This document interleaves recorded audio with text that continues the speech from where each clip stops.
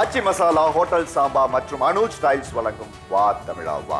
இணைந்து வழங்குவோர் Montra electric super auto மற்றும் பவர்ட் பாய் கார்டியாக் நல்லெண்ணெய், Raasi and co, VVD Priyam salt, Ashwin foundation interior and designing, Amrutanjan cafe, Mallikarjuna silks Kanchipuram, styling partner tailor shoe, jewellery partner Malabar gold and diamonds. ஒவ்வொரு தலைமுறையினருக்கும் ஒவ்வொரு சுபாவம் இருக்கும். அதுதான் அவங்களுடைய தனித்துவத்தை அடையாளம் காட்டும். ஒரு தலைமுறையினோட சுபாவம் இன்னொரு தலைமுறையினருக்கு பல நேரங்களில் இளைஞர்களாக அமைது அப்படிங்கிறத ரெண்டு பேருமே நீங்க மறுக்க முடியாது. நம்ம நாட்டில் எது இலவசமாக கிடைக்குதோ இல்லையோ, அட்வைஸு இலவசமாக கிடைக்கும். அதுவும் இந்த வயசானவ தர்ற அட்வைஸ் இருக்கே, அப்பப்பா முடியல சாமி, ஒரே பிளேடா இருக்குன்னு சொல்ற ஜென்சி. 1997 2012 வரைக்கும் இருக்கவங்கள ஜென்சி கிட்ஸ்ன்னு சொல்றாங்க. இன்னொரு பக்கம், குழந்தைங்களா நீங்க படிச்ச ஸ்கூல்ல நாங்க ஹெட் மாஸ்டர், நீங்க என்ன பேசினாலும் உங்க வயசு தான் எங்க அனுபவம் என்று சொல்ற அத்தனை பேர் இங்க உட்கார்ந்துருக்காங்க. இன்னைக்கு நாம பேச போகிற தலைப்பு ஜென்சி தலைமுறைக்கு பொறுப்பில்லை வெர்சஸ் வயதானவர்கள் எல்லாருமே பிளேட் என சொல்லும் ஜென்சி.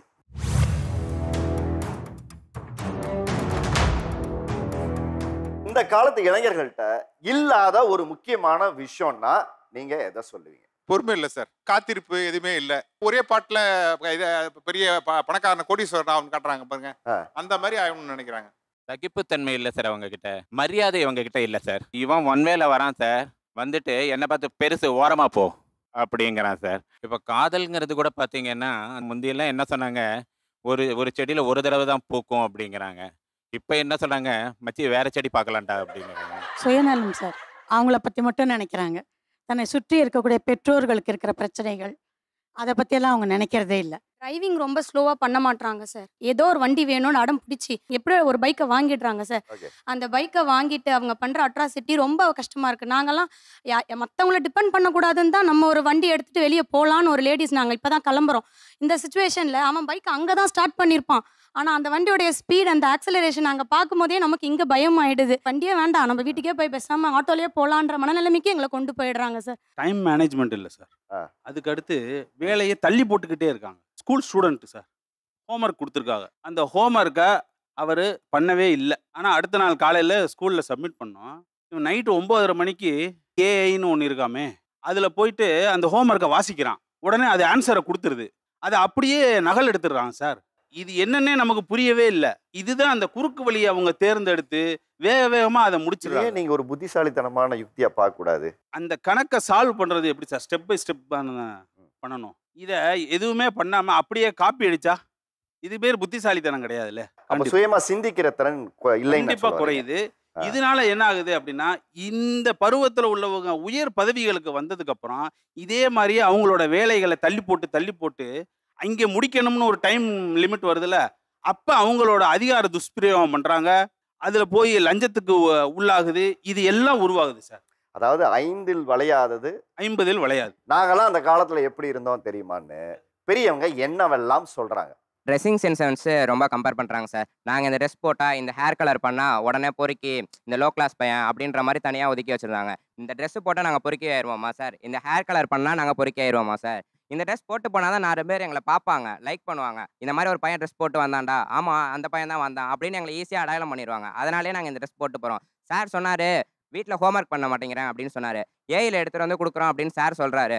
நீங்கள் 7 பீரியட் இருக்குது, 8 பீரியட் இருக்குது. அந்த 8 பீரியடுக்கும் ஒவ்வொரு சாரும் ஒவ்வொரு சப்ஜெக்டில் ஹோம்ஒர்க் கொடுத்தா நாங்கள் வீட்டில் போயிட்டு விளையாடுவோமா, இல்லை வேலைக்கு போவோமா, இல்லை அந்த 8 சப்ஜெக்ட் ஹோம்ஒர்க்லாம் பண்ணிட்டு இருப்போமா சார்? படிக்கிற வயசில் படித்தா தானே நீங்கள் வேலைக்கு போய் குடும்பத்தை காப்பாற்ற முடியும். அதுக்கு நம்ம ஃபேமிலி கொஞ்சம் ரிச்சாக இருந்தால் பரவாயில்ல சார். மிடில் கிளாஸாக இருந்தால் என்ன சார் பண்ணுறது? ஒர்க் போனால் தான் சார் நம்ம வீட்டுக்கும் காசு கொடுக்க முடியும். இந்த வறுமை கோட்டிலேருந்து வெளியில் வர்றதுக்கு தானே அவங்க ஹோம்ஒர்க் கொடுக்குறாங்க. அந்த ஹோம்ஒர்க்கே நீங்கள் ஒரு சுமையாக பார்க்குறது எப்படி எனக்கு புரியலையாது. அந்த ட்ரெஸ்ஸை ஒரு நிமிஷம் பாருங்களேன், கிழிச்சு போட்டுட்டு வந்திருக்காங்க. எந்திரிச்சு நினைங்க, அப்படி வாங்க. தலையை பாருங்க, ஏதாவது எண்ணெயே வாங்குற காசு இல்லாத மாதிரி கலரா அடிச்சுக்கிட்டு இதெல்லாம் பார்த்தீங்கன்னா முகம் சுளிக்கும். இதை தான் நாங்கள் அட்வைஸ் பண்றோம். நாங்கள் நல்லா ட்ரெஸ் பண்ணிட்டு வாங்க, நான் எதுவுமே சொல்ல வரல. ஸ்கூல்ல இருந்து வீட்டில் ஹேர் கட் கரெக்டாக பண்ணணும் அப்படி சொல்லிட்டு கரெக்டாக ஒரு டிசிப்ளினாக ஹேர் கட் பண்ணி அனுப்பிச்சி விட்டாங்க. அப்புறம் காலேஜில் வந்தோமே, காலேஜுக்கு ஹேர் கட்டுக்கு பயந்து நம்ம ஒளிஞ்சு போனதெல்லாம் உண்டு. அது சரி, அப்பயும் டிசிப்ளினாக இருக்கணும்னு இருந்துட்டோம். அதுக்கப்புறம் வேலைக்கு இப்போ ஹேர் கட் இருக்கும் போது வெட்டிக்கிறாம அப்புறம் போயிடும். எப்படியும் போனதுக்கு அப்புறம் என்ன பண்றது? சொல்லுங்க, எந்த விஷயம் எல்லாம் உங்களிடம் திரும்ப திரும்ப சொல்லி அவங்க போர் அடிக்கிறாங்க? இப்போ ஒரு ஃபங்க்ஷனுக்கு போறோம் அப்படின்னா, இங்க வாப்பா, வந்து இங்க உட்காருப்பா அப்படின்னு சொல்லிட்டு, என்னப்பா பண்ற, அடுத்து என்னப்பா பண்ண போற, இந்த மாதிரி தான் பேசுறாங்க. அதுக்காண்டி பார்த்தா பயமா இருக்கு. இவங்கிட்ட போமா, போய் ஒரு வணக்கம் சொல்லுவோமா இல்ல வேண்டாமா அப்படிதான் தோணும். பயமா இருக்கு. ஒரு ஃபங்க்ஷனுக்கு போகவே முடியல. எங்க வீட்டுல வாப்பா போலாம் அப்படின்னா நான் வரல அப்படிங்கிற மாதிரி தான் இருக்கு. சரி, அப்படி என்னதான் உன்னை கூப்பிட்டு வச்சு பேசுறாங்க சொல்ல? ஒரு பையனுக்கு இதான் பிடிக்கும்னா அதுதான் ட்ரை பண்ண முடியும். அவனுக்கு என்ன பிடிக்குதோ அதை அவன் ட்ரை பண்ணுங்கிறதுக்காண்டி ஒரு சர்டன் டைம் எடுத்துக்குவான். இவங்களுக்கு அது புரியாது. காலேஜ் முடிச்சிட்டியா, முடிச்சோடனே நீ ஒரு ஆஃபர் லெட்டர் வாங்கிட்டு உள்ள போயிடணும். அந்த ஒரு இது அது ஒரு ப்ரெஷராகவே இருக்கு. லைக் அது அந்த ஒரு அட்வைஸ் வந்து ஏற்றுக்க முடியல. நான் ஒரு கெமிக்கல் இன்ஜினியர். இப்போ ரீசெண்டாக தான் பாஸ் அவுட் ஆனேன். நான் என்னோட ஜாப் சர்ச் பண்ணிட்டு தான் இருக்கேன். பட் எனக்கு என்னோட பாத் வந்து நான் ஒரு இன்ஜினியர் ஒரு ஃபீல்டில் இருக்கணும்னு. இதே நான் ரிலேட்டிவ் ஃபங்க்ஷன் போகும்போது அவங்க சொல்லுவாங்கன்னா, நீ ஒரு இன்ஜினியரிங் முடிச்சிருக்க, அவங்க கெமிக்கல் பயோடெக் இதெல்லாம் இல்லை, யூ ஆர் அன் இன்ஜினியர், அவ்வளோதான். ஐடி ட்ரை பண்ணு, சிவில் போ, ஏதாச்சும் பண்ணு, கோர்ஸ் கவர்மெண்ட் எக்ஸாம் எழுது. அது எப்படின்னா அவங்களுக்கு ஒரு நாலேஜ் இருக்குது, ஆனால் அது டெவலப் ஆனதே தெரியாமல் அவங்க டைமில் என்ன நாலேஜ் இருக்கோ அதுலேயே நீ டெவலப் பண்ணிக்கோன்ற மாதிரி சொல்லுவாங்க. அவங்களுக்கு தெரிஞ்சதை மட்டுமே உங்களுக்கு சொல்லி அதை மட்டுமே செய்ய சொல்கிறாங்க. இன்னைக்கு வேர்ல்டு ரொம்ப காம்படிட்டிவாக இருக்கப்போ அது ஒரு ஒப்பீனியனாக வரலாம் சார். பட் அவங்க அது ஒரு டிசிஷன் ஆக்கி அதை இம்போஸ் பண்ணுறாங்க. லைக் எப்படின்னா அட்வைஸில் ஆரம்பித்து அந்த அட்வைஸ் டெவலப் ஆகி அதுவே எங்களை கன்வின்ஸ் பண்ணுறதுக்கு ஒரு ரீசன் ஆகிடுது. சிம்பிள் எக்ஸாம்பிள், காலேஜ் ஐவி போகிறது. காலேஜ் ஐவிக்கு அலோவ் பண்ணுறாங்களா? காலேஜ் ஐவிக்கெலாம் பண்ணுறதில்ல சார். லைக் எப்படின்னா அது இது சொல்லி ஆரம்பிப்பாங்க, கடைசியாக நம்மளே சரி நான் போகல வேணாம் நான் வீட்டில் இருந்துக்கிறேன்ற அளவுக்கு கொண்டு போயிடுவாங்க சார். நான் ஒரு புதுசாக ஒரு ஐடியா வச்சுருக்கேன்னா அதை முதல்ல டிமோட்டிவேட் பண்ணுறதுலேயே இருக்காங்க சார். Depends upon advice. நம்மளே பிரெயின் வாஷ் பண்ணி ஓரளவுக்கு அவங்க தான் சொல்கிறது கரெக்டாக இருக்குமோ நம்மளை கிவ் அப் நம்மளே கிவ் அப் பண்ணிவிடுவோம் சார் கடைசியில். செகண்ட் வந்து யாருமே மரியாதை கொடுக்கலன்னு சொல்கிறாங்க. நாங்கள் எல்லாருக்கும் மரியாதை கொடுத்து தான் போகிறோம். ஆக்சுவலாக இவங்க நம்மளுக்கு மரியாதை கொடுக்குறது இல்லை sir. Many of the situations சின்ன பசங்களுக்கு என்ன தெரியும்னு சொல்லிடுறாங்க. அதே மாதிரி அந்த காலத்தில் நாங்கள் இருக்க முதல்ல இந்த மாதிரி பண்ணோம் அந்த மாதிரி பண்ணோம், நீங்கள் என்ன இந்த மாதிரி பண்ணிட்டுருக்கீங்க, அந்த காலம் வேறு இந்த காலம் வேறு, திருப்பியும் அதே எடுத்துறது இங்கே வைக்கிறீங்களே நான் யோசிப்பேன் சார் நிறைய தடவை. ஆனால் இந்த டைலாக் வந்து என்னோட 6 இயர்ஸில் த்ரோ அவுட்டாக கேட்டு வரேன். நான் அந்த காலத்தில் இருக்கும்போது அதில் இப்படிலாம் பண்ணிட்டு இருந்தப்பா 6 வருஷமாக கேட்டுட்டு இருக்கேன் சார். நாங்கள்லாம் அந்த காலத்தில் எப்படி இருந்தோம் தெரியுமா? அந்த மாதிரி என்னவெல்லாம் சொல்கிறாங்க. இப்போ ஏதாச்சும் ஒரு படத்துக்கு போகிறோம் அப்படின்னா, நான்லாம் வந்து படத்துக்கே நான் போனதே கிடையாது. வேலைக்கு போயிட்டு வந்தேன்னா வீட்டில் மட்டும் தான் வந்து இருப்பேன். நான் இங்கே ஊர் சுற்றினதே கிடையாது. சரி, எங்களுக்கு 20 ஏஜுக்குள்ளே தான் சார் நாங்கள் எங்கே வெளியே சுற்றுறதுனா சுற்ற முடியும். 20 ஏஜுக்கு அப்புறம் எங்களால் எங்கேயுமே போக முடியாது. ஏன்னா எல்லாருமே வந்து அவங்களுக்குன்னு ஒரு ஒர்க் வந்துடும். அதுக்கப்புறம் எங்கள் ஃப்ரெண்ட்ஸை பார்க்க முடியுமானே தெரில. யாருமே ஃபோனே பண்ண மாட்டாங்க. காலேஜ் முடிஞ்சா எவன் எங்கே இருப்பானே தெரியாது. இந்த ஏஜுக்குள்ளே நாங்கள் போய்க்கிறோன்னு சொன்னால் உனக்குலாம் காசு அவ்வளோ பெருசாக தெரியுது, எங்களுக்குலாம் 100 ரூபா எவ்வளோ பெருசு தெரியுமா? நாங்கள் எதை சொன்னாலுமே நீங்கள் பார்க்கறது பார்த்துட்டு தானேப்பா இருக்கீங்க. எல்லாம் கட்டோட்டுக்கு பால் ஊற்றிட்டு தானே இருக்கீங்க. கோடிக்கணக்கில் வசூலாக வருது. தேட்டரில் பாருங்கள், எங்களை மாதிரி ஆளுங்களை போய் பார்க்குறாங்க, உங்களை மாதிரி யங்ஸ்டர்ஸ் தான் போய் பார்க்குறாங்க. ரிலீஸ் ஆன முதல் நாளே முதல் ஷோவே பார்க்கணுன்ற அவசியம் என்ன சார் இருக்கு? அந்த படத்தை 10 நாள் கழிச்சு பார்க்கலாம், அல்ல 1 மாதம் கழிச்சு டிவிலேயே போட போகிறாங்க. அதுவும் சண்டை போட்டு டிக்கெட் பிளாக்ல வாங்கி பார்க்குறாங்க. இதுக்கு பேரா சார் பொறுப்பு? அப்பா அம்மா வாங்கி கொடுக்குற பைக் பிடிக்கும், செல்ஃபோன் பிடிக்கும், ஆனால் அவங்க சொல்கிற அட்வைஸ் மட்டும் பிடிக்காதுன்னா எப்படி சார்? அவங்க சொல்கிறது வந்துட்டு கீபேட் ஃபோனுக்கு இருக்கிற மேனுவல் வந்து இப்போ இருக்கிற ஸ்மார்ட் ஃபோனுக்கு யூஸ் பண்ண ட்ரை பண்ணுற மாதிரி தான் இருக்குது. அது ரொம்ப நாள் எக்ஸ்பைரி ஆயிடுச்சு. உங்கள் டைமில் இருந்த டெக்னாலஜி வேறு. கம்பேரிசனே கொஞ்சம் அழகாக தான் இருக்குது. ஆமாம் சார், நான் படிக்க ஆசைப்பட்டது விஷுவல் கம்யூனிகேஷன். ஆனால் என்னை வந்துட்டு மண்டே கழுவி சைக்காலஜி எடுக்க வச்சுட்டாங்க. என்னோட எங்கள் அம்மா பயங்கரமாக சைக்காலஜி வந்து like she will implement on me. ஆனால் அவங்க டீச்சர் தான். ஓகே. ஆனால் இப்போது ஐ எம் அ சைக்காலஜிஸ்ட். எனக்கு பிடிச்சிதான் நான் அதை இருக்கேன். என்னதான் நான் எனக்கு பிடிச்சி இருந்தாலுமே ஒரு சினிமாவோ இல்லை ஏதோ ஒரு விஷயம் நான் பார்க்கும் போதோ எனக்குள்ள அந்த ஒரு ஆசை வரும். நான் பண்ண முடியலையே அப்படின்ற ஒரு ஏக்கம் வந்துட்டு இருந்துகிட்டே இருக்கும். சப்போஸ் என்னை வந்துட்டு நான் ட்ரை பண்ணி தப்பாக போயிருந்தா கூட எனக்குள்ள ஒரு சாட்டிஸ்ஃபேக்ஷன் இருந்திருக்கும். நான் ட்ரை பண்ணேன், எனக்கு அது வரல அப்படின்ட்டு. நான் முடிவு பண்ணேன். அந்த சாய்ஸ் ஆஃப் டெசிஷன் வந்து எங்களை எடுக்க விடுறதே இல்லை. நாங்கெல்லாம் வளரும் போது எங்கள் அப்பா அம்மாவை பார்த்து நாங்கள் இப்படி இருக்கணும் அப்படின்னு நாங்களாம் கற்றுக்கிட்டோம். ஆனால் இப்போ உங்களுக்கு வந்து ஒரு நல்லது வந்து சொன்னால் கூட அது உங்களுக்கு புரிஞ்சுக்கிறதுக்கு வந்து உங்களுக்கு அந்த சக்தி இருக்க மாட்டேங்குது. 22 வயசில் கல்யாணம் பண்ணணும்னு சொன்னால் நம்ம பேரண்ட்ஸ் சொல்கிறாங்க நம்ம கல்யாணம் பண்ணிக்கலாம் அப்படின்னு சொல்லி பண்ணிப்பாங்க. ஆனால் இப்போல்லாம் பசங்கள் பார்த்தீங்கன்னா கல்யாணம் பண்ணிக்கணும்னாவே எங்களுக்கு அவங்க ஒத்து வரலன்னா நாங்கள் டிவோர்ஸ் பண்ணிடலாமா அப்படின்ற ஒரு மனநிலைமையில தான் சார் அவங்க எடுத்து கால் வைக்கிறது அந்த திருமண வாழ்க்கையில. நீங்க ஏன் அப்படி பாக்குறீங்க? அன்னைக்கு இதெல்லாம் பெற்றோர்களிடம் சொல்லுகிற ஒரு மிகப்பெரிய தயக்கம் இருந்தது. மிகப்பெரிய ஒரு பயம் இருந்தது. அப்புறம் அந்த சமூகத்தை பார்த்து நம்ம என்ன சொல்லுங்கிற ஒரு அச்சம் இருந்தது. இதெல்லாமே ஒரு காரணம் இல்ல. இன்னைக்கு அதுல இருந்து அவங்க எல்லாம் வெளியில வந்திருக்காங்க, நீங்க ஏன் பார்க்க கூடாதுன்னு கேட்க. இல்ல சார், இப்ப டிவோர்ஸ் அதுக்கு தகுந்த மாதிரி அதிகமா இருக்குல்ல சார். இப்ப யாரும் புரிஞ்சுக்கிட்டு நான் என்ன கேட்கிறேன், அன்னைக்கு பிடிக்காமலும் அந்த திருமணத்தில் வாழ்ந்தாக வேண்டிய கட்டாயம் எவ்வளவு பேருக்கு இருந்தது? அந்த காலத்துல வந்து எங்க வயசுல இருக்கும்போது அவங்களால பண்ண முடியாத அந்த ஒரு ஃப்ரஸ்ட்ரேஷன் நினைக்கிறேன். ஐ திங்க் அதனால தான் அவங்க வந்து இப்படி ரியாக்ட் பண்ணாங்க. முன்னாடிலாம் நாங்களாம் தேட்டருக்கு போனோம் அப்படின்னா அங்க போகும்போதே ஒரு பண்பாடு சொல்லி கொடுக்கக்கூடிய ஒரு விஷயத்த நாங்க பார்த்தோம். ஆனா இப்ப எங்க பிள்ளைங்கெல்லாம் தேட்டருக்கு கூட்டிட்டு போறதுக்கு எங்களுக்கு மனசு பிடிக்கல. காரணம் என்னன்னா அங்க வரவங்க எல்லாருமே பேரா தான் சார் வருவாங்க. என்னோட 2 பிள்ளைங்களையும் கூட்டிட்டு போனேன். கூட்டிட்டு போனது ஏன்னு எனக்கு ஆயிடுச்சு. கண் மூடது அப்படியே பார்க்க நேரடியா அந்த காட்சி பார்க்கும்போது ரொம்ப அபத்தமா இருக்கு. இந்த சமூகம் எதை நோக்கி போயிட்டு இருக்கு? அப்ப அங்க வர பிள்ளைங்களுக்கு என்ன மனசு தோணும்னா, படம் பார்க்கணும் அப்படின்றத விட இந்த நிலைக்கு நம்ம வரலாமா? இது வந்து நம்ம மற்றவங்கள்ட்ட பேசுறோம், நண்பர்கள்ட்ட பேசுறோம், அம்மாட்டையும் சொல்லியிருக்கோம். ஆனா எதிர்ப்படையா சொல்லல, ஆனா மறைமுகமாக இருக்கு. ஆனா அதை வந்து சரி செஞ்சுக்கலாமா, அம்மாட்ட சொல்லாம சரி செய்யலாமா, அதுக்கான ஒரு வியூகம் அந்த தேட்டர்ல பாக்குறேன் சார். ரொம்ப ரொம்ப ரொம்ப கஷ்டமா இருந்துச்சு. இப்போ பாய் கேர்ள் என்றாலே அவங்க வந்து நைட் டைம் இல்லை கொஞ்சம் ஃப்ரெண்ட்ஸ் கூட கொஞ்சம் சுத்த போகிறான்னா அது வந்து தப்பாகவே பார்க்குற ஒரு மனநிலை தான் அவங்களுக்கு எப்போவுமே இருக்கிறது. பேடாகவே திங்க் பண்ணுறாங்க. என்னென்னா பசங்க கூட போனோன்னா இந்த மாதிரி தியேட்டரில் போகிற விஷயம்லாம் அம்மா சொன்னாங்கல்ல. ஸோ நல்ல ஃப்ரெண்ட்ஸாக பார்க்குற பசங்களும் இருக்கிறாங்க, நல்ல ஃப்ரெண்ட்ஷிப் மட்டும் மெயின்டைன் பண்ணுறவங்களும் இந்த காலத்தில் இருக்கிறாங்க. அது 100 கோடிக்கு மேலே இந்தியாவில் மக்கள் இருந்தாலும் என் வீட்டுக்கு நீ தான் கண்ணு பொண்ணு தேனு, உங்களுக்கு நாங்கள் கொடுக்க வேண்டியதை நான் அக்கறையோடு கூட கொடுக்குறேன். என்னன்னாக்கா வழி மாறி போடக்கூடாது, தவிரக்கூடாதுங்கிறதுக்காக தான் நாங்கள் என்ன பண்ணுறோம்னாக்கா பயத்தோடு கூட நாங்கள் அக்கறை சொல்கிற மொழியே கண்டிஷன் கிடையாது. இதெல்லாமே இந்த மாடர்ன் வேர்ல்டில் அப்டேட்டாக இல்லைன்னா நம்மளால் வாழவே முடியாது. எல்லாருமே அப்டேட்டாக தான் இருக்கணும். ஆனால் எதுலையெல்லாம் அப்டேட்டாக இருக்காங்க? கம்ப்யூட்டர் சம்மந்தமாக நல்லா அப்டேட்டாக இருக்காங்க, ஏஐ சம்மந்தமாக வெளுத்து வாங்குறாங்க, ரொபோட்டிக்ஸ் சம்மந்தமாக பட்டையை கலப்புறாங்க, ரீல்ஸில் பயங்கரமாக அப்டேட்டாக இருக்காங்க. 1 லட்ச ரூபா பைக் வாங்குறதே அவன் ரீல்ஸ் எடுக்கிறதுக்கு தான் முதல்ல வாங்குறான். அதில் எப்படி எடுக்கிறான்? ஒரு கையில் ஓட்டிட்டு போகிறான், அப்புறம் தன்னோட கேர்ள் ஃப்ரெண்டை முன்னாடி உட்கார வச்சிருக்கான், ஆப்போசிட்டில் உட்கார வச்சுட்டு ஒரு கையில் வண்டி எடுத்து ரீல்ஸ் எடுக்கிறாங்க. அடுத்து வாட்டர் ஃபால்ஸ் உச்சியிலேருந்து எடுக்கிறாங்க, மலை உச்சியிலேருந்து எடுக்கிறாங்க. இந்த ரீல்ஸ்னு ரியல் லைஃப்பை நம்ம இழந்துட்டு வரோம். இத்தனை உயிர்கள் போயிருக்குன்னு நம்ம பார்க்கணும். இந்த ரீல்ஸ் பார்க்க ஆரம்பிச்சுனாங்க சார், இப்படி தள்ளிகிட்டே இருக்காங்க இல்லைங்களா? அரை மணி நேரமா, 1 மணி நேரமா, 2 மணி நேரமா தெரியாமல் தள்ளிகிட்டே இருக்காங்க. எவ்வளோ வீடியோ பார்த்தோன்னு அவங்களுக்கே தெரியாது, என்ன பார்த்தோன்னு கடைசியில் ஒன்றுமே தெரியாது. நாங்கள் இப்போ ரீல்ஸில் இருக்கோம்னா இவங்க சீரியலில் டிவி சீரியல் இல்லையா சார்? எத்தனை மணிக்கணக்காக வந்து டிவி சீரியல்லேருந்து பார்த்துட்டு இருக்காங்க. இந்த மென்டாலிட்டி தான் சார். எது எடுத்தாலுமே நெகட்டிவாக பார்க்குறாங்க. அதே அந்த ரீல்ஸை போட்டு எத்தனை பேருக்கு நல்ல ஆப்பர்ச்சுனிட்டி கிடைச்சிருக்கு. இப்போ கிரியேட்டர் எக்கனாமின்னு சொல்லிட்டு பல ஆயிரம் கோடி வந்து மார்க்கெட் வந்து டெவலப் ஆயிருக்கு. எத்தனை பேர் டெவலப் ஆயிருக்காங்க? அந்த கிரியேட்டர் இதுதான் விஷயம். இதுதான் அந்த அப்டேட் இல்லை. ஒருத்த வந்து ஒரு வருஷம் ஃபுல்லாக சம்பாதிக்கிறத இப்போ இன்ஃப்ளூயன்சர் ரீல் போட்டு ஒரு வீடியோக்கு 50,000 60,000 சம்பாதிக்கிறாங்க. மாதம் 10 ரீல் போட்டால் அது 5 லட்சம். ஒரு எம்ப்ளாயோட ஒரு வருஷம் எல்பி வந்து அதில் கவர் ஆகுது. அந்த பாசிட்டிவை பார்க்க மாட்டாங்க. என்னை வந்து அவங்க ரீல்ஸ்ன்னு சொல்கிறாங்க. அது மூலியமாக நான் வந்து இந்த செயின் வாங்கினேன். நான் வந்து ஒரு இன்ஃப்ளூயன்சராக இருக்கேன். இந்த செயின் வாங்கினேன், இந்த ஃபோன் வாங்கினேன், எல்லாமே வந்து என்ன ரெவென்யூ கிடைக்குது ஒரு மாசத்துல? ஒரு மாசத்துக்கு ஒரு ஐடி எம்ப்ளாயி எவ்வளோ எதிர்பார்க்குறாங்களோ அந்த இது எனக்கு கிடைக்கும். அதை வந்து நான் இப்போ ஃப்ரீலான்சிங்காக பண்ணுறேன். என்னோட கரியர் இதுன்னு எனக்கு தெரியாது. ஸோ அதனால இது எனக்கு ஸ்ட்ராங்காக ஆகிற வரைக்கும் நான் எனக்கு இன்னொரு வேலை பார்ட் பாசிவ் இன்கம் இது உங்களுக்கு கொடுக்குது. பாசிவ் இன்கம் இது கொடுக்குது. என்னோட மெயின் இன்கம்க்கு ஈக்குவலாகவே இது பாசிவ் இன்கம் கொடுக்குது. ஒரு ஃபோன் நிறைய பேருக்கு வேலை வாங்கி கொடுக்கும்போது அதை ஏன் நீங்கள் அப்படி பார்க்காம அதுல இருந்து குறைய பார்க்குறீங்கன்னு கேட்குறாங்க. எனக்கு எல்லா தகுதியும் இருக்கிறது உங்களுக்கு அறிவுரை சொல்வதற்கு.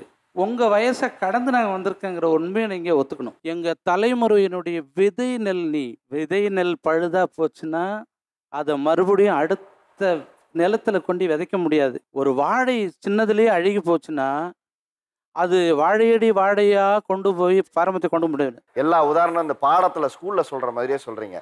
எனக்கே நான் பழைய காலத்துக்கு ஸ்கூலுக்கு போன ஒரு ஃபீல் இருக்குது. விதை நெல்லை வந்து நம்ம பட்டா அடுத்து விதைக்க முடியாது. இதெல்லாம் கரெக்டு, பாயிண்ட்டுக்கு வாங்கன்னு சொல்கிறேன் சார். இது வந்து அவன் வந்து நம்ம சொல்கிறதே அவங்க புரிஞ்சிக்கிறது இல்லை. ஏன்னா எங்களை பொறுத்த வரைக்கும் அவங்க வந்து உறவு, உயிர், உலகம் எல்லாமே அவங்க தான். 2 வீலர் எடுத்துகிட்டு ஓட்டுறீங்க, வேகமாக ஓட்டுறீங்க. அது வந்து வேகமாக ஓட்டுறது நான் இல்லை, நீங்கள் இல்லை, சின்ன குழந்தை கூட முறுக்குனா வேகமாக போகும்.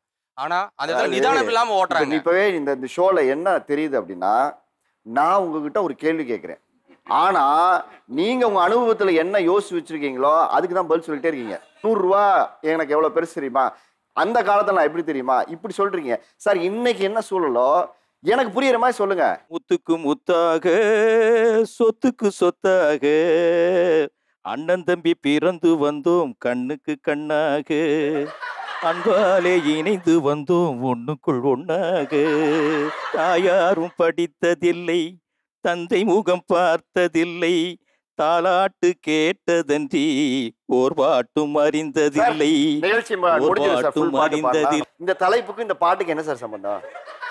நான் ஒரு பாட்டு பாடுறேன், நீ அதுல இருந்து ஒரு விளக்கத்தை தேடிக்க அப்படின்னு சொன்னா, சார் நம்ம 2024 இருக்கோம், மேட்ரை டக்குன்னு சொல்லுங்க, டக்குன்னு உள் வாங்கிக்கிறேன், பதில சொல்றேன், கிளம்பி அடுத்த வேலைக்கு போயிட்டே இருக்கேன்னு சொல்றாங்க.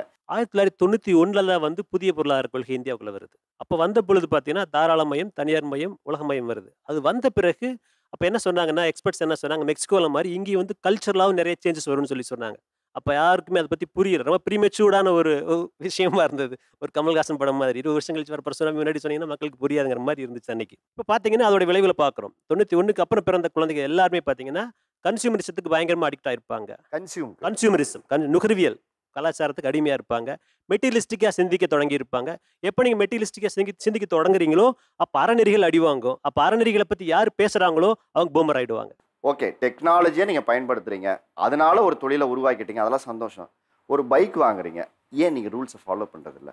அந்த ஆபத்து உங்களுக்கானது மட்டும் இல்லை, ரோட்டில் நடந்து போகிற எங்களுக்கும் ஆனது இல்லை. இந்த இர்ரெஸ்பான்சிபிலிட்டி ஏன்? ஒரு அட்டென்ஷன் சீக்கிங்காக தான் இதை செய்கிறீங்க அப்படின்னு ஒரு குற்றச்சாட்டு வைக்கிறாங்களே, இதுக்கு உங்ககிட்ட என்ன பதில் இருக்கு? இப்போ வந்து டெத் வீட்டில் வந்துட்டு குக் பண்ணக்கூடாதுன்னு அந்த காலத்தில் இருந்தாங்க. ஏன்னா எல்லாம் ஒன்றா இருந்தாங்க, பிரதர்ஸு பங்காளி எல்லாம் ஒன்றா இருந்தாங்க. இப்போ வந்து அப்படி கிடையாது. அவங்க எங்கேயோ ஏதோ ஒரு ஊரில் இருப்பாங்க. நான் சேலமில் இருக்கேன், அவங்க ஈரோட்டில் எங்கேயோ இருப்பாங்க. அங்கே டெத் ஆயிருக்கும், ஏன் வீட்டில் சமைக்கக்கூடாதுன்னு சொல்லுவாங்க. அது ஏன் சமைக்கக்கூடாதுன்னு கேட்டால் அதுக்கு ரீசன் இருக்கா? ஸோ இந்த மாதிரி இல்லாஜிக்கல் அட்வைசஸ் இருக்குது. அந்த காலத்தில் எல்லாம் ஒன்றா ஒரே வீட்டில் இருந்தாங்க. ஸோ அந்த ஜெர்ம்ஸ், அந்த பாடியிலேருந்து ஜெர்ம்ஸ் வரக்கூடாதுன்னு குக் பண்ணியிருக்க மாட்டாங்க. இப்போ அவர் எங்கேயோ இருக்கிறாரு, எங்கேயோ இறந்து போயிருக்காரு, நம்ம ரிலேட்டிவ் தான், நம்ம இங்கே ஏன் குக் பண்ணக்கூடாதுன்னு கேட்டால் அதை அக்செப்ட் பண்ணிக்கலாம். யாரும் சொல்றது இல்லை சார். நான் வந்து லவ்னு வரும்போது நான் எங்கள் வீட்டில் போயிட்டு பெர்மிஷன் கேட்குறேன். எங்கள் அம்மா என்ன பண்ணாங்க, என்கிட்ட எதுவுமே சொல்லலை. ஃபஸ்ட்டு கொஸ்டின் கேட்குறாங்க, அவன் என்ன கேஸ்ட்டு ஃபஸ்ட்டு வைக்கிறாங்க. எதுக்கு கேட்குறாங்க? எதுக்கு தேவையில்லாமல் அவங்களோட கேஸ்ட் என்னன்னு கேட்குறீங்க? எனக்கு அது ஒரு விஷயம் சார். இந்த வந்து அந்த காலத்துலலாம் வந்துட்டு பெண்களுக்கு வந்து மாதவிடாய் அப்படின்னு வந்தால் 3 நாள் 5 நாள் வந்துட்டு வெளியே தனியாக தான் வந்துட்டு தனியாக சாப்பாடு, தனியாக துணி எல்லாமே கொடுக்குறாங்க. இன்னும் வந்துட்டு நிறைய வில்லேஜில் வந்துட்டு பெண்களுக்கு இதே மாதிரி வந்து இருக்குது. இந்த அட்வைஸை கொடுத்துட்டே இருக்கிறாங்க. நாங்களாம் அந்த காலத்தில் வீட்டுக்குள்ளேயே நாங்கள் வந்தது கிடையாது, தனியாக இருந்தோம், தனியாக தட்டு கொடுத்தாங்க, தனியாக சொம்பு சாப்பாடுலாம் கொடுத்தாங்க.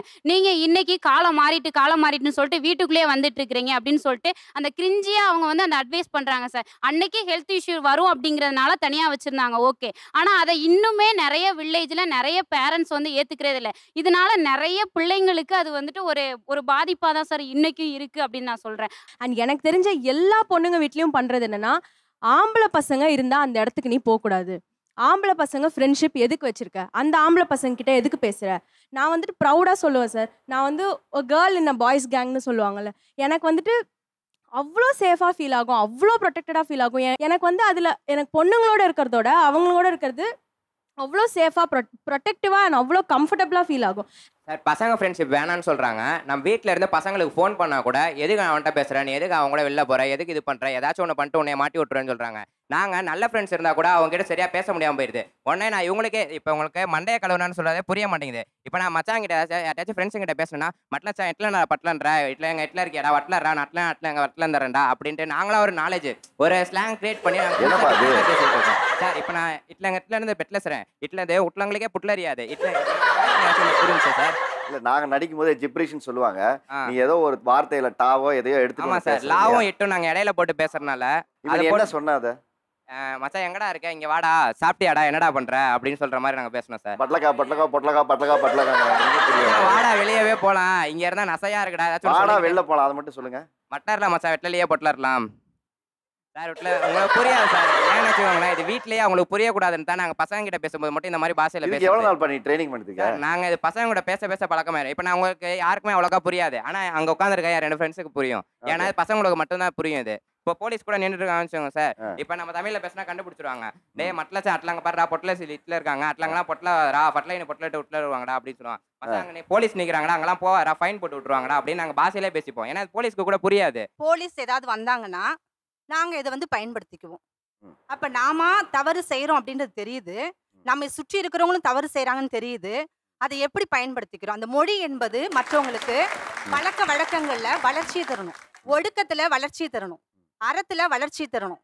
இது ஒழுக்கமின்மைக்கான வளர்ச்சி அப்படின்னா இது ரொம்ப தவறானது. நீங்க வந்து மொழியை சிதைக்கிறீங்கிறத தாண்டி இன்னொன்று சொல்றாங்க, நீங்க வந்து திருட்டுத்தனம் பண்றதுக்காகவே இந்த ஒரு லாங்குவேஜை கிரியேட் பண்றீங்க அப்படின்னு வந்து குற்றச்சாட்டு வைக்கிறாங்க. ஆயினடியன்ஸ்க்கு பெயின் அடிக்காத வாய்நதி யாரும், ஸ்டூடெண்ட்ஸுக்கு பெயின் அடிக்காத மாயினனும் உயினர்பட்டதா சைனரி திறமை இல்லை. நாங்கள் வந்து அவங்க சொல்கிறாங்க, இதுக்கு என்ன தெரியுமா சார் அர்த்தம்? ஆடியன்ஸுக்கு பிடிக்காத நடிகரும் ஸ்டூடெண்ட்ஸ்க்கு பிடிக்காத வாத்தியாரும் உருப்பிட்டதா சரித்திரமே இல்லை. இவங்க வந்து ரகசியமாக சில வேலைகளை செய்ய இதை பேசுகிறாங்க. ஆனால் இவங்க சொல்கிறாங்க நாங்கள் அப்டேட்டடாக இல்லை அப்படின்னு சொல்லிட்டு. நாங்கள் அப்டேட்டடாக தான் இருக்கோம். இப்போ நான் 2 லாங்குவேஜ் நான் இப்போ உங்ககிட்ட பேசுகிறேன் பாருங்கள். ஐநன் அந்த பையனை ஐநன் சொன்னன்னு ஐநனுக்கு பொய் நெறியுது, நைனெல்லாம் தெய் நெறியுது. ஐநன் அந்த பையனை என் போயினதுக்கப்புறம் நை நம்ம பெயின் நெசிக்கலாம். இது நானே என் மனைவியும் பேசக்கூடிய லாங்குவேஜ். இது வந்து நாங்கள் ரகசியம் பேசுறதுக்கோசரம் இல்லை. எங்கள் உறவினர்கள் வரும்பொழுது பால் இருக்கான்னு கேட்கணும் சார். அவங்களுக்கு காஃபி கொண்டான்னு ஹாலில் உட்காந்து சொன்னால் எங்களுக்குள்ள சண்டை வந்துடும். அதனால நான் டக்குன்னு என்ன கேட்பேன்னா, சுயினதா பாய்னல் உயினல்ல எயின இருக்கான்னு கேட்பேன். உயினல்ல எயின இருக்கு வாயினுக்கு எங்கன்னு சொல்லுவாங்க. இது ஒரு லாங்குவேஜ். இல்லை நீங்கள் பேசினா குடும்ப கௌரவத்தை காப்பாற்ற பேசுகிறீங்க, அவரு பேசினா திருட்டுத்தனம் பண்ண பேசுறாரு, இல்ல வந்து மொழியை சிதைக்கிறேன்னு சொல்றீங்க. இல்ல சார், நாங்க அப்படி சொல்லல. நாங்க அப்டேட்டட் இல்ல, நாங்க இப்படி கண்டுபிடிச்சிருக்கோம்னு சொல்றாங்க. நாங்களும் அப்டேட்டட் தான். ஆனா நாங்க அதை நல்ல முறையில பயன்படுத்துறோம். நீ அப்பா அம்மாவுக்கு தெரியாம ஃப்ரெண்டு கூட சினிமா போறதுக்கு யூஸ் பண்ற, நீ கரெக்டா யூஸ் பண்ணுகன்னு அப்படின்னு சொல்லி நாங்க சொல்றோம். அவ்வளவுதான். நான் இதுதான் கேட்குறேன். இப்போ நம்ம காலில் முள் குத்தணுன்னே நம்ம குழந்தைக்கு குத்தக்கூடாதுன்னு நினைப்போம். அந்த பாதையில் பார்த்து போப்பான்னு சொல்லுவோம், இல்லை அந்த முள்ளை எடுத்து போடுவோம்ல. அதை தான் கேட்குறேன். உங்கள் வாழ்க்கையில் அன்னைக்கு ஒன்று நடந்திருக்கும். ஏன்னா நீங்களும் அந்த வயசு தானே. அப்போது அன்னைக்கு அது நான் சரியாக கேட்கல, இல்லை கவனிக்கலை. ஆனால் இன்னைக்கு எனக்கு புரியுது, இன்னைக்கு இந்த தலைமுறைக்கு நடக்கூடாதுன்னு நினைக்கிறதோ என் பிள்ளைகள் நடக்கூடாத விஷயம் என்ன? BSc second year government arts college Ariyalur. எனக்கு கிட்டத்தட்ட அப்பயும் ஒரு 10 அரியர். ஆனால் பின்னால் ஒரு பாப்பா உட்காந்துருக்கும். ஒரு என் புக்கை வாங்கும், திரும்ப கொடுக்கும், புக்கை வாங்க கொடுக்கும். ஒரு வாரம் மெனக்கெட்டு எழுதுனேன் கவிதை.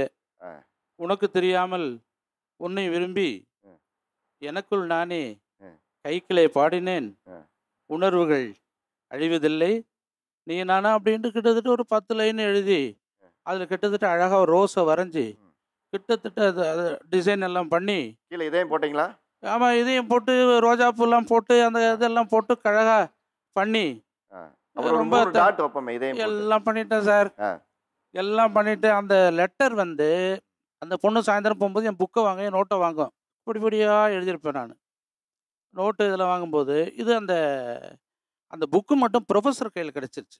அந்த பொண்ணு கொண்டு கொடுத்துருச்சு. அழுது ஓன்னு அழுது, இந்த மாதிரி அவனை நான் நல்லவன் நினச்சிட்டு இருந்தேன், இந்த மாதிரி பண்ணிட்டான் அப்படின்னு. அவர் சாயந்தரம் கிளாஸஸ்லாம் போன பிறகு என்னை கூப்பிட்டாரு.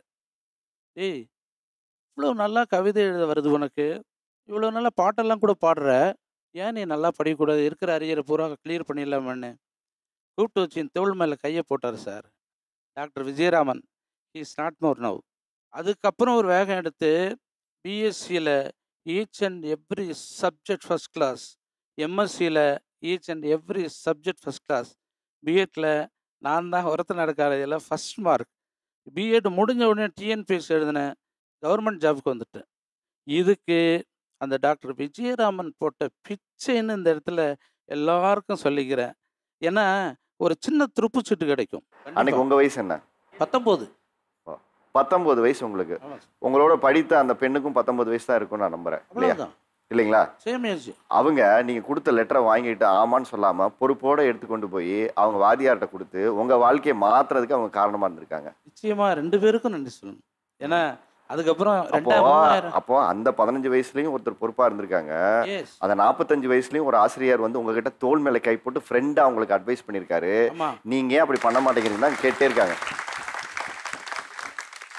இவங்கெல்லாம் இந்த மாதிரி இந்த பக்கம் உட்கார்ந்துருக்கவங்க மட்டும் இல்லை, இது மாதிரியாக உங்களுக்கு அட்வைஸ் பண்ணும்போது உங்களுக்கு எப்படி இருக்கு? இந்த மாதிரி எல்லாம் உங்களுக்கு அட்வைஸ் பண்ணும்போது அதுலேருந்து எஸ்கேப் ஆகிறதுக்கு ஏதாவது டெக்னிக் வச்சுருக்கீங்களா? அவங்க பேசும்போது நம்ம ஃபஸ்ட்டு நல்லா லிசன் பண்ணோம். அப்புறம் நம்ம அப்படிங்களா, ஓகே ஓகே அப்படி இப்படியெல்லாம் நம்ம நடிக்கும், மேபி நடிக்கும். லிசனிங் கெபாசிட்டி போயிடும் இல்லையா? ஃபோக்கஸே இருக்காது, தலையாட்டினே இருப்போம். ஆமாம், தலை ஆமாம் அப்படி இப்படி ஆக்ஷன் எல்லாம் பண்ணிட்டு அப்படியே இருந்தால் எஸ்கேப் ஆகும். அப்படியே எஸ்கேப் ஆவீங்க. I started building barriers sir. ஒரு ஸ்டெப் நல்லா ஃப்ரெண்ட்லியாக மூவ் பண்ணிட்டு இருந்த பர்சன் தான்.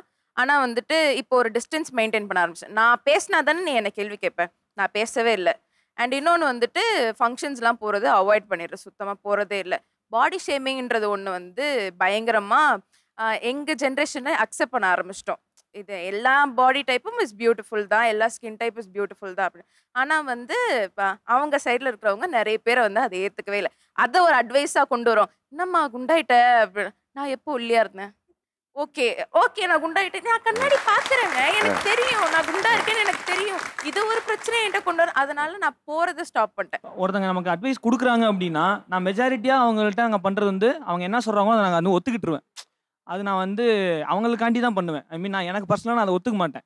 அவங்கக்கிட்டே தப்பிச்சா போதும் அப்படிங்கிறதுக்காண்டி அந்த டைமிங்கில் ஓகே நான் அதை மாற்றிக்கிறேன், இது மாதிரி பண்ணிக்கிறேன் அப்படிங்கிறத சொல்லிட்டு நாங்கள் அதுலேருந்து சார் நான் எப்போவுமே ஐடி கார்டு போட மாட்டேன் சார். ஏன்னா ஐடி கார்டு போட்டால் கசகசன்னு இருக்கறனால ஐடி கார்டு போட மாட்டேன். உடனே ஸ்டாஃப்ஸ் என்ன பண்ணுவாங்க, நீ சரிப்பட மாட்டேங்கிறேன், நான் உங்கள் வீட்டுக்கிட்ட பேசிக்கிறேன் அப்படின்னு சொல்லிட்டு என்கிட்ட அம்மா கிட்ட ஃபோன் இல்லை, நான் அப்பா நம்பர் வேணா தரேன்ட்டு என் நம்பரே கொடுத்துட்டு வந்துடுறேன் சார். வீட்டுக்கு வந்தானே சார் ஃபோன் பண்ணுவார், ஃபோன் என்கிட்ட தான் இருக்கும். நான் உடனே என்ன பண்ணுவேன், தம்பி வெளில போயிருக்காயா, லேட்டாக வர்றதுக்கு மாவு வாங்க போயிருக்காயா, வந்தோடனே கால் பண்ண சொல்கிறேன் சார் அப்படின்னு சொல்லிட்டு அது மாதிரி ஏதாச்சும் ஒன்று பேசிட்டு வச்சுருவேன். சரி சார் வந்தோடனே கால் பண்ண சொல்லுங்க சார் அப்படின்னு சொல்லிட்டு அவரே ஏதாச்சும் ஒன்று சொல்லுவார். சார் இந்த மாதிரி பையன் ஒழுங்காக தான் சார் வந்துட்டு இருப்பான், நான் இனிமேட்டே கரெக்டாக அனுப்பிச்சு விட்டேன் சார், என்னன்னு தெரியல சார், பசங்க மட்டும் சேர்ந்து சுற்றிட்டு இருக்கான் சார், நாளையிலேருந்து கரெக்டாக வந்துடுவேன் சார் அப்படின்னு சொல்லிட்டு நானே ஏதாச்சும் ஒன்று எங்கள் அப்பா மாதிரி பேசுட்டு நானே வச்சுருவேன். இதே மாதிரி தான் சார் ஒரு 2 வருஷமா பேசுறா. இல்லை சார் உங்க அப்பா இந்த டோன் தான் சார் பேசுறாரு. இன்ன வரைக்கும் அப்பா கிட்ட பேசினதே இல்லை. நான் நினச்சிதான் சார் 2 வருஷமா என்கிட்ட பேசிட்டு ஒரு வாய்ஸ் கிரியேட் பண்ணி ரெஜிஸ்டர் பண்ணிட்டா இதான் உங்க அப்பான்னு. ஆமா சார் சீரியஸா நம்பிடுவாங்க. இதே மாதிரி கிட்டத்தட்ட ஒரு 2 வருஷம் 11th 12th ஃபுல்லா இந்த மாதிரி தான் சார் பேசிட்டு இருந்தேன். அதனால ரொம்ப ஏமாத்திடுமா அப்படின்னு தோணுது. இப்போ சார் வீடியோ பார்த்தானே என்ன நினைக்கிறாருன்னு தெரியல. நீங்க அட்வைஸ் பண்ணும்போது என்னவெல்லாம் ஒரு வார்த்தையில சொல்லி உங்களை ஆஃப் பண்றாங்க, அதாவது வயசுக்கு மரியாதை இல்லாம என்ன மாதிரி எல்லாம் நீங்க அட்வைஸ் பண்ணதும் உங்களை பேசி அவங்க ஆஃப் பண்றாங்க? எங்க ஜென்ரேஷன் வந்து அட்வைஸ் நமக்கு பண்றாங்கன்னு சகிச்சு கேட்டுக்கிட்டு இருந்தோம். 4 பேத்துக்கு முன்னாடி ஏதாவது சத்தம் போட்டா கூட இப்ப என்னன்னா எனக்கு அவங்க முன்னாடி இதை சொல்லிட்டாங்க பேசிட்டாங்க அப்படின்ட்டு அந்த அந்த எனக்கு சொல்லிட்டியா அப்படின்ட்டு அதை வந்து ஒரு வாரம் மனசுல வச்சுக்கிட்டு இருக்கிறது, அப்புறம் அதை நம்மளை கண்டா பேசாம போறது. இப்போ அந்த ஜென்ரேஷன் அது வந்து இருக்குங்க சார். இருக்கு வேற எடுத்தவனே நேர வாயை மூடுன்னே சொல்லிடுறாங்க. வாயை மூடு அப்படின்னு சொல்லிடுறாங்க. ரூம்குள்ள போய் கதவை வேகமா அடைச்சிடுறாங்க. அமைதியா தான் சொல்லியிருப்போம், இருந்தாலும் அவங்க காமிக்கிற ஆட்டிடியூடு நமக்கு ரொம்ப மனசுக்கு கஷ்டமாயிருது. நாம ஏதோ பெருசா பண்ணிட்டோமோ அப்படின்னு நமக்கே ஒரு பேனிக்கை கிரியேட் பண்றது. நம்ம பெத்தவங்கள்ட்டையும் திட்டு வாங்குறோம், நம்ம பெத்ததுகள்ட்டையும் திட்டு வாங்குற மாதிரி சூழ்நிலை ஆகுது. எனக்கு பின்னாடி வண்டியில் உட்காந்துருந்தா வண்டியை மெதுவாக ஓட்டுப்பா அப்படின்னு சொன்னால் அவன் மெதுவாக ஓட்ட மாட்டான். வயசானவனுக்கு வெளியே பின்னாடி உட்கார், பேசாமல் உட்கார், வண்டி அப்படி தான் போகும் அப்படிமா. ரொம்ப அட்வைஸ் சொன்னதில்லை. பட் இப்போ ரீசெண்டாக சொல்லும்போது எனக்கு ஆஃபீஸ் செகண்ட் கால் வருதுமா, கட் பண்ணிடு சொல்றது நொய்யின்னு எதுவும் சொல்லாத. இது ரொம்ப வழக்கமா வீட்டுல சொல்றது. 6வது படிக்கிற பிள்ளை சொல்றான், நொய்யின்னு சொல்லாத. நம்ம திரும்பவும் சொன்னோம்னா பசிக்குது தோசை ஊத்துங்க, எல்லாத்தையும் ஸ்டாப் பண்ணு, முதல்ல சாப்பாடை போட்டு சாப்பாடை போடு அப்படின்னாலே நமக்கு பிள்ளை பசிக்குது. அதுக்கப்புறம் தான் நமக்கு மற்றதெல்லாம். உங்களுக்கு மூத்தவங்க பேசும்போது உங்களுக்கு ஒரு செகண்ட் அதை தோணுதில்ல அது செய்யணும்னு, எதனால அதை செய்றீங்க? இப்போ வந்து இவங்க பண்ற எல்லா அட்வைஸஸுமே எங்களோட செல்ஃப் அப்கிரேடேஷனுக்கும் செல்ஃப் ரியலைசேஷனுக்கும் மட்டும்தான். ஓகேவா? இது இப்போ நாங்கள் ஒவ்வொரு இடத்துலையும் அடிப்படும் போது நாங்களே செல்ஃப் ரியலைஸ் ஆகிக்கிறோம். ஸோ ஆட்டோமேட்டிக்காக எனக்கு தான் தெரியும், எல்லாமே பேரண்ட்ஸ் கிட்டேயோ ஷேர் பண்ண முடியாது. ஸோ அவங்க சொல்லும் போது நானே அடிபட்டுட்டேன், பல அடிபட்டு இப்போ தான் ஒரு இதில் வந்திருக்கேன், இவங்க வேற புரிஞ்சுக்காமல் அட்வைஸ் பண்ணிட்டு இருக்காங்களே அப்படின்னு நான் விலக தான் தோணும். அவங்க சொன்னாலும் புரிய போகிறது கிடையாது, ஏன்னா அவங்க தான் அந்த ஜென்ரேஷன் ஆச்சே, சொன்னால் புரியாது. ஸோ ஆக மொத்தம் என்னது, அவங்க கொடுக்குற அட்வைஸஸ்லாம் என்னது, செல்ஃப் ரியலைசேஷனுக்காக, செல்ஃப் அப்கிரேடேஷனுக்காக, யாருக்காக, எங்களுக்காக. அது நானே ஒவ்வொரு இடத்துலையும் அடிப்பட்டு தான் நான் கொண்டு வந்துக்கிறேன். இல்லை நான் என்ன கேட்குறேன், நீங்கள் ஏன் அதை டிஸ்ரெஸ்பெக்ட்ஃபுல்லாக அதை காட்டுறீங்க? வாயை மூடு நம்ம ஒன்று சொல்கிறோம்ல, உங்ககிட்ட ஒருத்தர் சரியாக பேசணும்னு நம்ம எதிர்பார்க்குறோம் இல்லையா? ஆனால் நம்ம பேசும்போது என்ன பண்ணுறோம், ஒரு ஸ்டேஜுக்கு மேலே நம்ம பொறுமை இல்லாமல் அதை செய்கிறோம்ல, ஏன் அப்படி செய்யறோம்? ஆக்சுவலாக நான் ரொம்ப பொறுமைசாலிங்க சார். இந்த மாதிரி அட்வைஸ் பண்ணுறவங்க சொல்லும் போது அட்வைஸ் பண்ணுறதா அவங்கள நிறுத்துங்க போதும், அந்த மாதிரி நம்ம ஸ்டாப் பண்ணாமல் ஓகேங்க ஓகே அப்படி நம்ம அட்வைஸ் பண்ணுறதை நம்ம கேட்குற மாதிரி கேட்டுட்டு திரும்ப அதே மாதிரி பண்ணும்போது அந்த மாதிரி அட்வைஸ் பண்ணுறவங்கள எங்களை பார்க்கும் போது இது பண்ணுங்க அட்வைஸ் பண்ணாது தேவையில்லாத. இது எப்படி தெரியுமா இருக்கு, நீங்கள் ஒரு ஸ்டேஜில் உங்களை விரும்புகிறவங்கள, உங்களை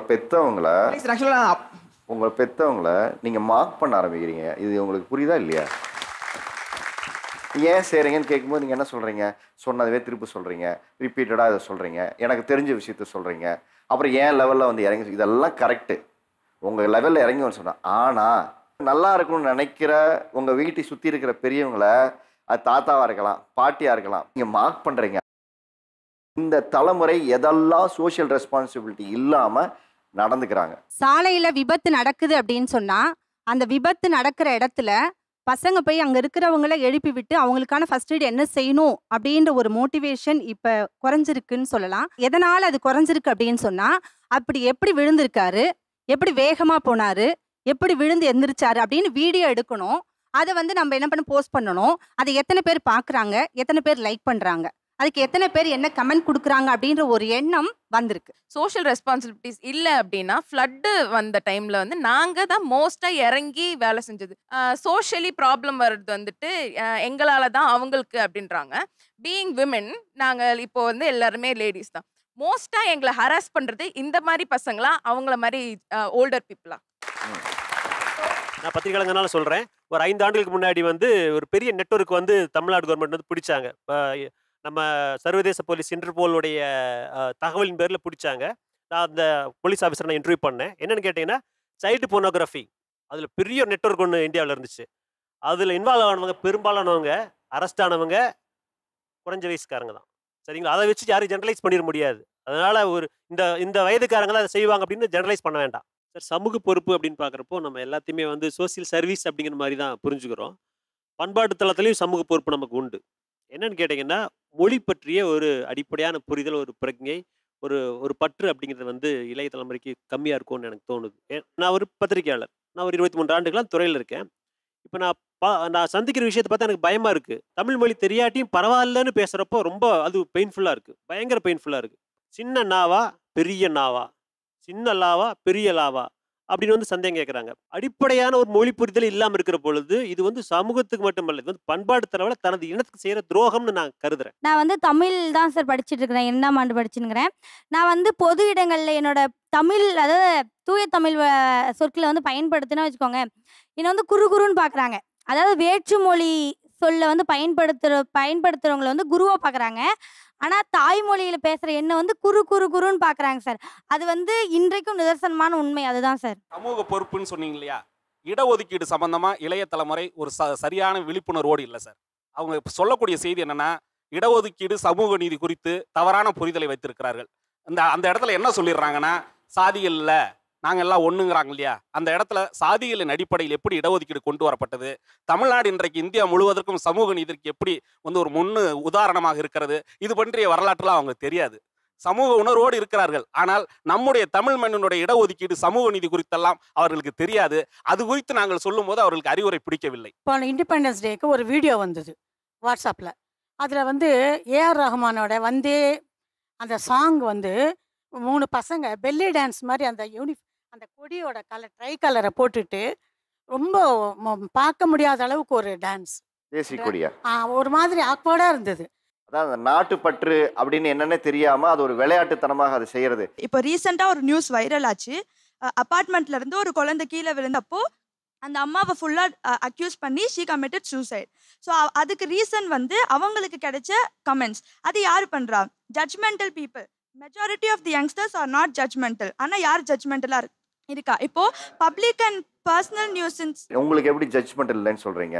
பப்ளிக் நியூசன்ஸ் மேபி நாங்க பண்ணலாம் சார். பட் பர்சனல் நியூசன்ஸ்ன்றது மோஸ்ட்லி அங்கேருந்து தான் சார் இங்கே வருது. சே ஃபார் எக்ஸாம்பிள், இப்போ நான் கிராப் டாப் போடுறேன், என்னோட பேரண்ட்ஸ் ஒத்துக்கிட்டாங்கனாலும் ஆப்போசிட்ல குரூப் ஆஃப் லேடிஸோட ஒரு அப்ஜெக்டிஃபைங் கேஸ் போகுது சார், என்னோட கான்ஃபிடென்ஸை ஷேட்டர் பண்ணுறதுக்கு. அதெல்லாம் அவங்க பண்ணுறப்போ அது பிரேக் பண்ணுது இல்லை சார். ஜட்ஜ்மெண்டல்ங்கிறது 2 பேர் தான் மாற்றணும்னு சொல்கிறேன். நீங்கள் பண்ணாலும் தவறு தான், அவங்க பண்ணாலும் தப்பு தான். இவங்க மாற்றிக்கணும்னு சொல்கிற ஒரு விஷயம் என்ன? இப்படி சொன்னால் நான் கேட்டுப்பேன் சார். ட்ரஸ்ட் பண்ணால் எங்களுக்கு இன்னும் கூட கொஞ்சம் கான்ஃபிடென்ஸ் நிறைய வரும். they can sit with us and talk like friends. So அந்த ஹெல்தி கான்வர்சேஷன் இருந்துச்சுன்னா ப்ராப்ளமே இருக்காது அப்படின்றது என்னோட. இப்போ நான் தப்பு பண்ணேன்னா என்னை கூப்பிட்டு தனியாக சொல்லுங்க சார். ஒரு 4 பேருக்கு முன்னாடி அதை சொல்ல தேவையில்ல. நம்ம இப்போ ஒரு விஷயம் புதுசாக தொடங்கும் போது நம்ம ஃபெயில் ஆகிட்டோம்னா அதை ப்ளேம் பண்ணக்கூடாது சார். சரி ஓகே விட்றா, ஃபஸ்ட் டைம் தானே. ஏன்னா எல்லாருக்குமே எளிதாக வெற்றி கிடைச்சிடாத ஒரு விஷயம் நம்ம புதுசாக பண்ணுறோன்னா ஃபெயிலியர் இல்லாமல் சக்ஸஸ் கிடையாது சார். அதனால் ப்ளேம் பண்ணாமல் கொஞ்சம் பாசிட்டிவ் மோட்டிவோட வழி நடத்தணும் சார். நிகழ்ச்சியோட இறுதி கட்டத்துக்கு வந்தாச்சு. இது 2 பக்கமும் புரிந்து கொள்ள வேண்டிய விஷயம் என்ன அப்படின்னா, இந்த இடத்துல இருந்து தான் நீங்கள் இந்த இடத்துக்கு வந்திருக்கீங்க. அதே மாதிரி இந்த இடத்துல இருக்கவங்க நீங்கள் மறுபடியும் இந்த பக்கம் வந்தே ஆக வேண்டும். இங்கேயே நீங்கள் இருக்க முடியாது.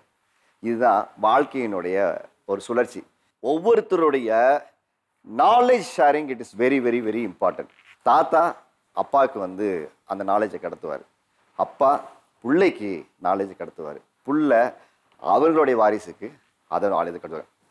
அதாவது இந்த செயின் லிங்க்ல நாம் ஏதாவது ஒரு இடைவெளியை ஒரு செயினில் விட்டோம்னா அது அங்கேயே பிரேக் ஆகிடும். அவங்க அனுபவத்துலேருந்து உங்களுக்கு ஒன்று சொல்கிறாங்க, அதை சில நேரங்களில் நமக்கு போர் அடிக்குது, சில நேரங்களில் கிரிஞ்சாக இருக்குது, சில நேரங்களில் டார்ச்சர் ஆகுது, சில நேரங்களில் வாயை மூடுன்னு சொல்கிற இந்த ஆட்டிடியூட் நமக்கு எங்கேருந்து வருது அப்படின்னா, எனக்கு தெரியும் அப்படிங்கிற எங்கோ ஒரு இடத்துல நமக்குள்ளே இருக்கக்கூடிய அந்த கர்வம்னு ஒன்று இருக்குது இன்றைக்கி இருக்கக்கூடிய இளைஞர்களை. இதை நீங்கள் மறுக்கவே முடியாது.